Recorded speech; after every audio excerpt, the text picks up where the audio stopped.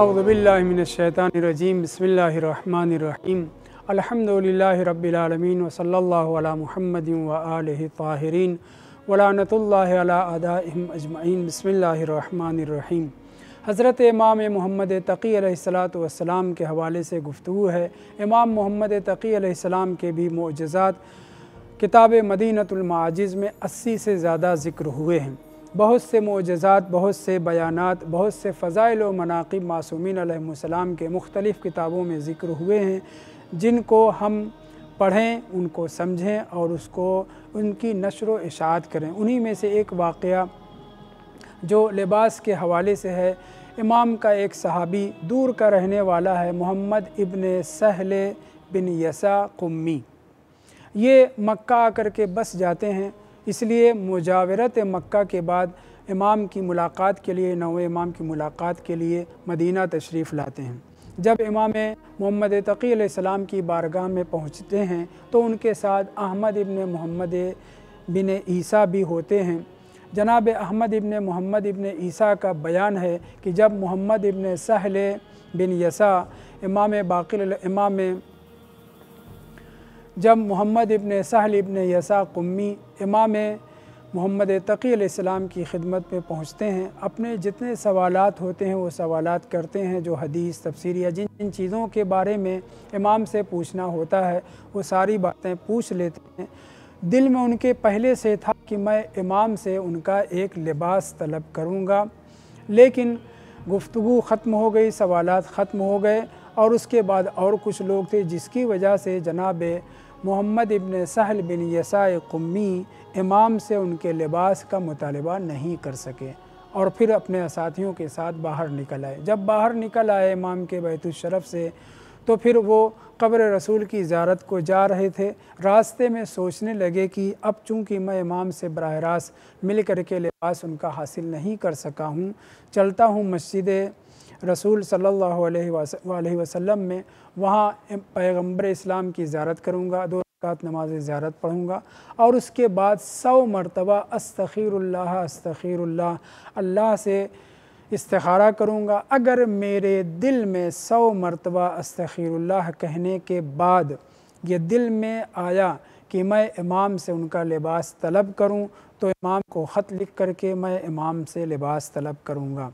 रवायत कहती है, जनाब अहमद इब्न मोहम्मद इब्न ईसा कुम्मी बयान करते हैं कि उन्होंने ख़त तो लिख लिया था, लेकिन जब कब्र नबी सल्लल्लाहु अलैहि वसल्लम पे पहुँचे, ज़ियारत बजा लाए और उन्होंने 2 रकात नमाज भी पढ़ ली। नमाज के बाद 100 मरतबा अस्तग़फिरुल्लाह अस्तग़फिरुल्लाह कहने के बाद ख़ुद वो कहते हैं, फ़इन वक़अ फ़ी क़ल्बी अन अबअस इलैहि बिल किताब फ़बअस्तहु व इल्ला मज़्ज़क़्तु अल किताब। अगर मेरे दिल में ये आया 100 मरतबा अल्लाह से इस्तिखारा करने के बाद कि हाँ मैं इमाम को ये ख़त भेज दूँ, तो ख़त भेज दूँगा, और अगर ये दिल में नहीं आया मज़्ज़क़्तुल किताब, तो मैं उस ख़त को जो लिख चुका हूँ उसे फाड़ करके फेंक दूँगा और इमाम की खिदमत में नहीं पहुँचाऊँगा, नहीं भेजूँगा। मदीने ही में है, लेकिन हिम्मत नहीं हो रही है दोबारा इमाम से मुलाकात करने की, और चूँकि इमाम की मौजूदगी में लिबास नहीं तलब कर सके थे, इसलिए किसी के ज़रिए ख़त भेज करके इमाम से लिबास लेना चाह रहे थे। नमाज के बाद, ज़ियारत करने के बाद, नमाज़ पढ़ने के बाद 100 मरतबा अस्तग़फिरुल्लाह कहने के बाद रवायत में ज़िक्र हुआ है कि उनके दिल में ये आया कि इमाम को ख़त ना लिखूँ, ख़त ना भेजूँ।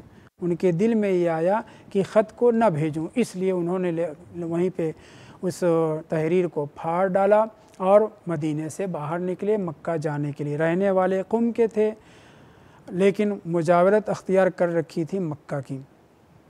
मक्का के लिए निकले।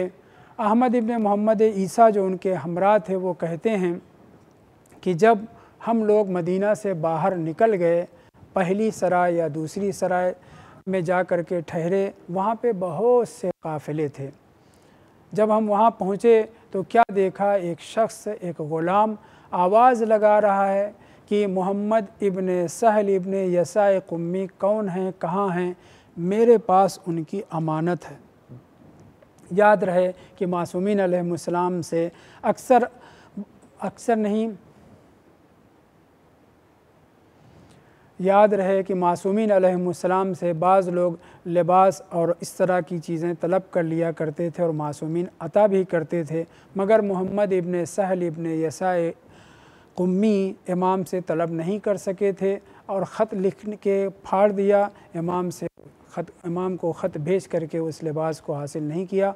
और जब एक पहली या दूसरी सराय पे पहुँचे तो वहाँ पर एक शख्स आवाज़ दे रहा था कि मोहम्मद इब्न सहल इब्न यसा कौन है कि उसके लिए मेरे पास मेरे आका व मौला ने अमानत भेजी है। जब वो ढूंढते हुए मेरे पास मेरे काफ़िले के लोगों ने बताया कि तुम्हें फ़लाँ शख्स बुला रहा है, तो मैं पहुँचा। उसने मुझे सलाम किया और उसके बाद कहा कि मौला ने तुम्हें एक अमानत दी है।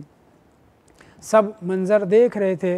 अब जो उस अमानत को उसने पेश किया तो क्या देखा कि उसमें और कुछ नहीं, इमाम के बदन से मस होने वाली 2 चादर हैं। फ़ैज़ा मला अताने इमाम जवाद अलैहिस्सलाम से उन्होंने तलब नहीं किया था, ख़त लिख करके फाड़ दिया था, लेकिन इमाम मासूम को चाहने वालों के बारे में पता होता है, इसलिए इमाम ने अपने ग़ुलाम के ज़रिए वो दोनों चादर भेजी। वो मोहम्मद इब्न सहल यसा देख करके बहुत ज़्यादा खुश हो गए और उसके बाद मक्का पहुँचे। जनाब अहमद इब्न मोहम्मद इब्न ईसा कुम्मी कहते हैं, फ़क़ज़ल्लाहु अन्नी गस्सलतहु हीना माता व कफ़न्तहु फ़ीहिमा। इत्तेफ़ाक ऐसा हुआ, खुदा का करना यह हुआ क़ज़ा व क़दर इलाही से कि मैं उस वक्त भी मौजूद था जब मोहम्मद इब्न सहल बिन यसा कुम्मी ने इस दुनिया से रुख़्सत हुए, उनको मौत आ गई तो मैंने उनको गुस्ल दिया।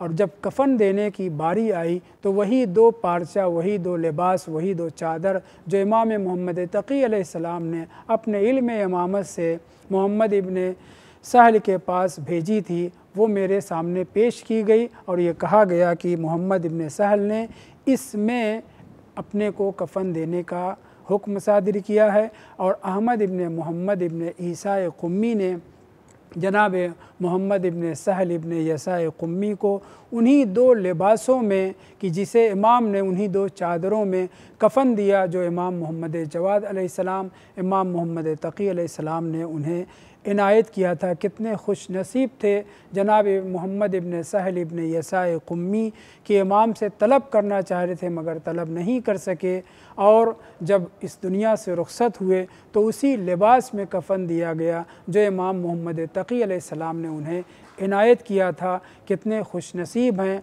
वो लोग जो इमाम मासूम अलैहिस्सलाम से कोई तबर्रुक पा जाते हैं, और कितने खुश नसीब हैं वो लोग कि जिनके पास इमाम इस तरह के लिबास भेजा करते हैं। जैसे कि उनमें से एक ख़ातून जनाब शतीता ख़ातून हैं कि जिनके पास जनाब इमाम काज़िम अलैहिस्सलातु वस्सलाम ने लिबास भेजा था और उसी लिबास में उन्हें कफ़न दिया गया। जैसे कि मोहम्मद इब्न सहल बिन यसा कुम्मी को उसी लिबास में कफ़न दिया गया जो इमाम जवाद अलैहिस्सलाम ने उन्हें 2 चादर अपने जिस्म अतहर से मस की हुई मिली थे। व आखिरु दावाना अनिल हम्दुलिल्लाहि रब्बिल आलमीन।